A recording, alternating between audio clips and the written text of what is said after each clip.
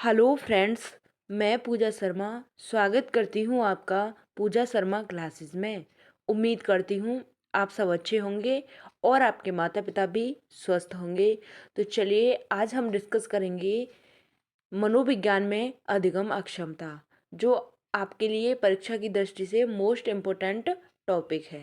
ठीक, यहाँ से आपके एक क्वेश्चन तो बनता है, तो आप हमारे साथ जुड़ जाइए।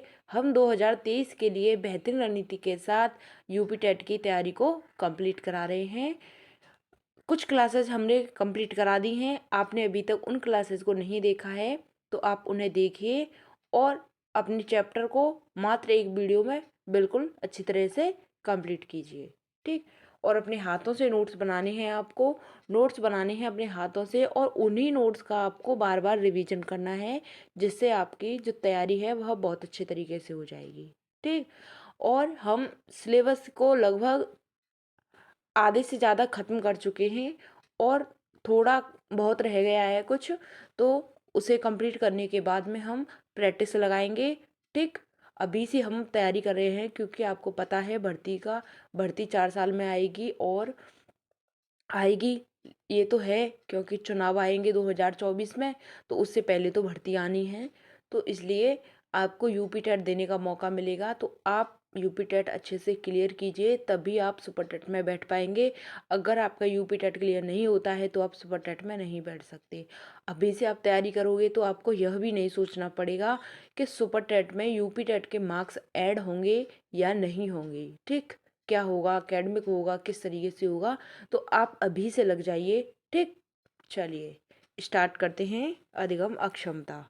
आपने चैनल को सब्सक्राइब नहीं किया है तो चैनल को सब्सक्राइब कर लेना और बेल आइकन को प्रेस कर लेना, जिससे आने वाली वीडियो का नोटिफिकेशन आपको मिल जाएगा।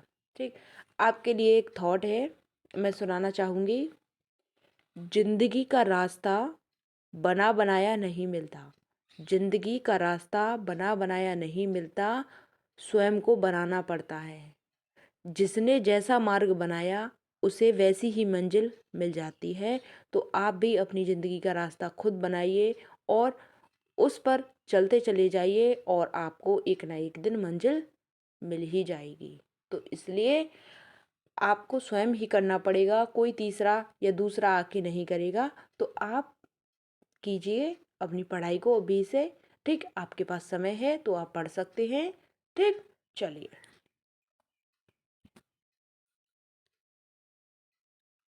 अधिगम अक्षमता की बात करते हैं। अधिगम अक्षमता में क्या होता है कि कुछ बालकों ने भाषा संप्रेषण संबंधी कठिनाइयाँ होती हैं, यानी भाषा को बच्चे हैं बोलने में असमर्थ होते हैं। ठीक, और कुछ उसे पढ़ने में भी असमर्थ होते हैं। ठीक, कुछ भाषा संबंधी कठिनाई होती है, उसे लिखने में भी कठिनाई महसूस करते हैं। कुछ गणितीय संबंधी कठिनाइयाँ होती हैं। ठीक, तो इन्हें हम क्या बोलते हैं, कठिनाइयों को विकार बोलते हैं। ठीक, तो भाषा अक्षमता अधिगम अक्षमता है क्या? अधिगम अक्षमता, अधिगम का मतलब होता है सीखना और अक्षमता का मतलब होता है कठिनाई, यानी कि हमें सीखने में जो कठिनाई होती है उसे ही हम क्या कहते हैं, अधिगम अक्षमता कहते हैं। जैसे बात करते हैं कि अधिगम अक्षमता में कुछ बालकों ने भाषा संप्रेषण संबंधी विकार व कुछ में पढ़ने संबंधी व कुछ में लिखने संबंधी कठिनाइयाँ व कुछ में गणितीय संबंधी यानी कैलकुलेशन संबंधी कठिनाइयाँ उत्पन्न हो जाती हैं। तो ऐसे अक्षमता वाले बालक क्या कहलाते हैं? अधिगम अक्षमता वाले बालक कहलाते हैं। बात क्लियर? चलिए आगे बढ़ते हैं। अब बात करते हैं हम विकार की। ठीक, इससे कौन कौन से विकार होते हैं, कौन से विकारों को हम क्या बोल सकते हैं। ठीक, जिनमें मौखिक विकार होता है यानी कि बोलने संबंधी, तो उसे हम क्या कहते हैं, अफेजिया और डिस्फेजिया। ठीक, क्वेश्चन पूछेगा आपसे कि अफेजिया है वह कौन सा विकार है, तो आपको लगाना है मौखिक विकार है। ठीक, डिस्फेजिया मौखिक विकार है। ठीक, आपको यह चीज़ें क्लियर होनी चाहिए क्योंकि यहाँ से आपका क्वेश्चन बनता है। पठन विकार की बात करते हैं।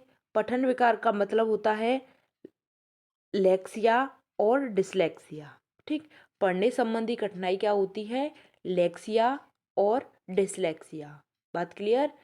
मोस्ट इम्पोर्टेंट है आपके लिए पठन विकार और मौखिक विकार, लेखन विकार, यानी कि जो सारे कुछ विकार दे रखे हैं आपके लिए बहुत ही मोस्ट इम्पोर्टेंट हैं, तो आपको समझने हैं। ठीक, चलिए लेखन विकार की बात करते हैं। लिखने संबंधी कठिनाई हो रही है बच्चे को, तो उसे क्या है, ग्राफिया या डिसग्राफिया, अप्रेक्सिया या प्रेक्सिया।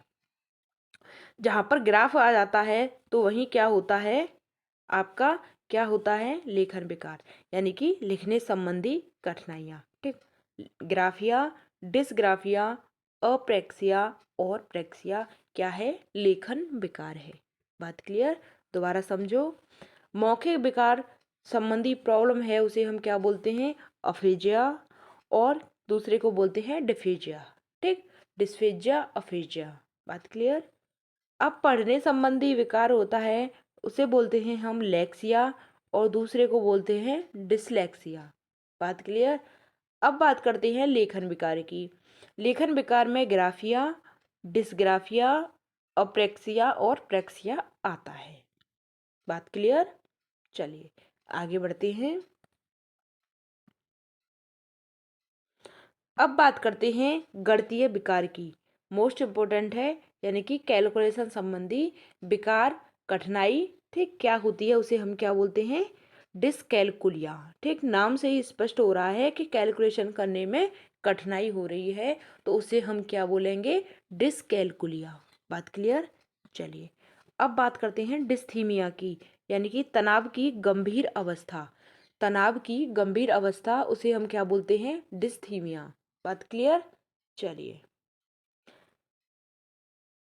डिस्मोर्फिया की बात करते हैं, तो यह एक मनोविकार है। इसमें क्या होता है कि बच्चे को भ्रम हो जाता है, बच्चे को क्या हो जाता है, भ्रम हो जाता है कि उसके अंग छोटे हैं या अपूर्ण हैं, यानी कि वह अपने आप पर, उसे मानसिक विकार हो जाता है, उसे क्या हो जाता है, मानसिक विकार हो जाता है। तो वह यही समझता है, वैसे है कुछ नहीं, लेकिन उसका दिमाग की जो संतुलन है वही ऐसा हो गया है कि उसे लगता है, उसे भ्रम की स्थिति उसके मन में उत्पन्न हो गई है। ठीक, कि हमारे शरीर में हमारी जो उंगलियां हैं ये छोटी हैं, हमारा मुंह थोड़ा टेढ़ा है, इस तरीके से कुछ उसमें क्या हो जाता है, मनोविकार उत्पन्न हो जाता है, उसे हम क्या बोलते हैं, डिसमोर्फिया।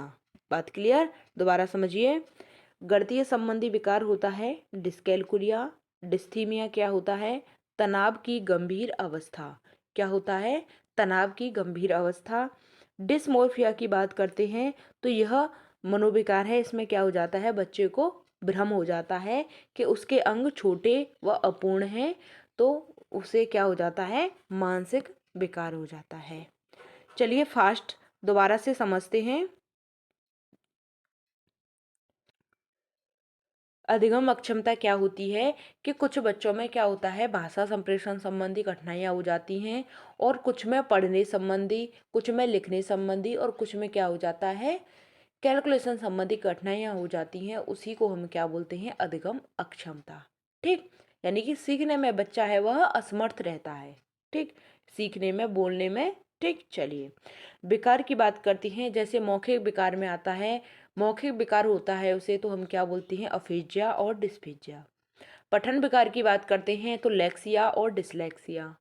लेखन विकार की बात करते हैं, ग्राफिया, डिस्ग्राफिया, अप्रेक्सिया और प्रेक्सिया होता है। बात क्लियर। अब बात करते हैं गणितीय विकार की। इसमें डिसकैलकुलिया होता है, नाम से ही स्पष्ट हो रहा है कि कैलकुलेशन संबंधी विकार है, तो डिसकैलकुलिया। बात क्लियर। अब बात करते हैं डिस्थीमिया की। डिस्थीमिया क्या होता है कि तनाव की गंभीर अवस्था होती है, और डिस्मोर्फिया क्या होता है, इसमें बच्चे को भ्रम हो जाता है कि उसके जो अंग हैं वह छोटे व अपूर्ण हैं। ठीक, तो उसमें बच्चे को क्या हो जाता है, उसका यह मानसिक विकार है। ठीक, तो चलिए मिलते हैं आपको आगे की नेक्स्ट वीडियो में। अगर आपका कोई भी डाउट रह जाता है, कोई भी डाउट हो, तो आप कमेंट के माध्यम से हमें कमेंट करके पूछ सकते हैं। चलिए मिलते हैं आपको आगे की नेक्स्ट वीडियो में। आपने चैनल को सब्सक्राइब ना किया हो तो चैनल को सब्सक्राइब कर लेना, और बेल आइकन को प्रेस कर लेना, जिससे आने वाली वीडियो का नोटिफिकेशन आपको मिल जाएगा। हम मिलते हैं आपको नेक्स्ट टॉपिक के साथ आगे की नेक्स्ट वीडियो में। तो चलिए, थैंक्स फॉर वॉचिंग। जय हिंद, वंदे मातरम।